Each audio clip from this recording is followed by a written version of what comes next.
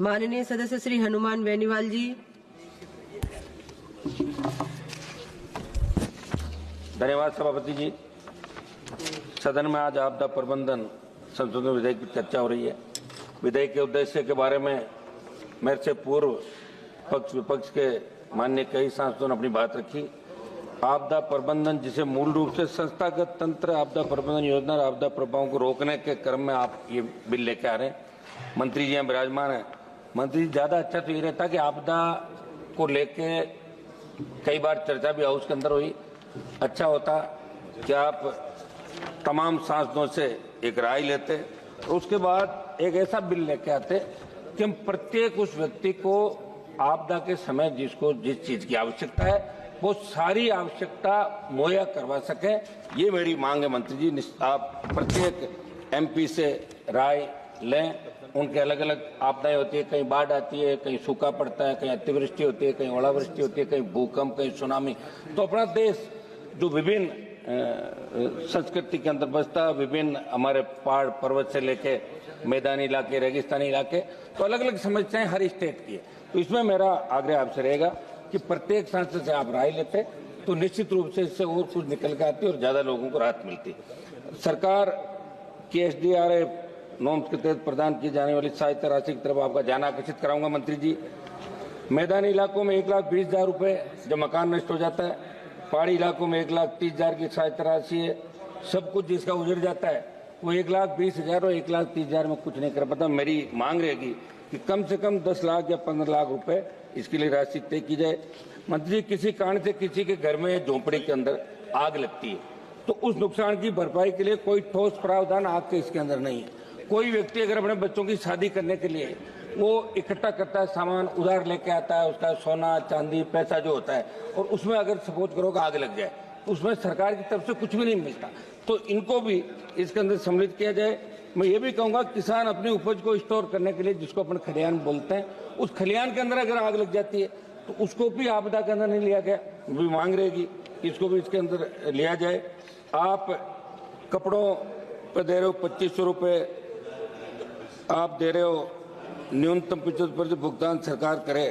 ये मेरी मांग है कि जितने उसकी नुकसान हो इसका आकलन करा के और उसको अधिकतम राशि उस व्यक्ति को मिले।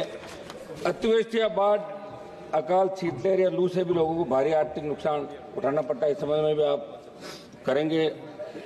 सांसद कोष और विधायक कोष से भी ऐसी परिस्थिति में जहां किसी भी प्राकृतिक आपदा से लोगों को नुकसान हुआ हो। वैसे सांसद कोष बहुत कम है, 5 करोड़ है। हमारा राजस्थान का तो एक एक विधायक को 5-5 करोड़ रुपए 8 कॉन्स्टिट्यूंसी में हम आते चुन के, तो कम से कम सांसद का कोष बढ़ाते हुए अभी उत्तर प्रदेश से हमारे आने वाले माननीय सांसद ने कहा कि बाढ़ जहाँ जाती है या कोई प्राकृतिक आपदा आती है तो उस समय आवश्यकता होती है कि उसे तुरंत हम क्या सहायता दें। तो उसको जैसे स्कूल के अंदर या कोई जो सरकारी भवन होता है उसमें खाने पीने की व्यवस्था, दवाई की व्यवस्था, या अपन उसके लिए लगाएं रेन बसेरा उसका करें, वर्षा को रोक सकें और तुरंत हम सहायता क्या दें। तो ऐसी सहायता के लिए सांसद कोष को बढ़ाते हुए सांसदों को ये आप अधिकार दें कि सांसद प्राकृतिक आपदा के समय कुछ मदद कर सकें। लोग हमारे पास आते हैं, मदद नहीं कर पाते, तो इसके अंदर आप प्रावधान करें और सांसद के SPA बढ़ाएं। SDRF NDRF के नॉर्म्स के अनुसार मदद करने की सिफारिश करने के अलावा कुछ नहीं कर सकते। इसलिए आपसे हमारी गृह राज्य मंत्री जी जो बहुत ज्यादा ध्यान भी रखते हैं हर व्यक्ति का, हर सांसद का, तो आप इस विशेष रूप से इस बात का ध्यान रखेंगे कि लोग हमारी तरफ देखते हैं और हम सरकार की तरफ देखते। 1 मिनट था, बातों समाप्त करने कंप्लीट कर ली, कंप्लीट। हाल ही में अग्निशमन सेवाओं के आधुनिकीकरण से जुड़ा मेरा सवाल था, जिसके जवाब में गृह राज्य मंत्री जी ने कहा कि अग्निशमन सेवा राज्य का विषय और अनुच्छेद 243 के तहत भारत के संविधान की 12वीं अनुसूची में एक नगर पालिका कार्य के रूप में सम्मिलित किया गया। मैं गृह मंत्री जी से मांग करूंगा कि ग्राम पंचायतों का अधिकार। धन्यवाद माननीय सदस्य।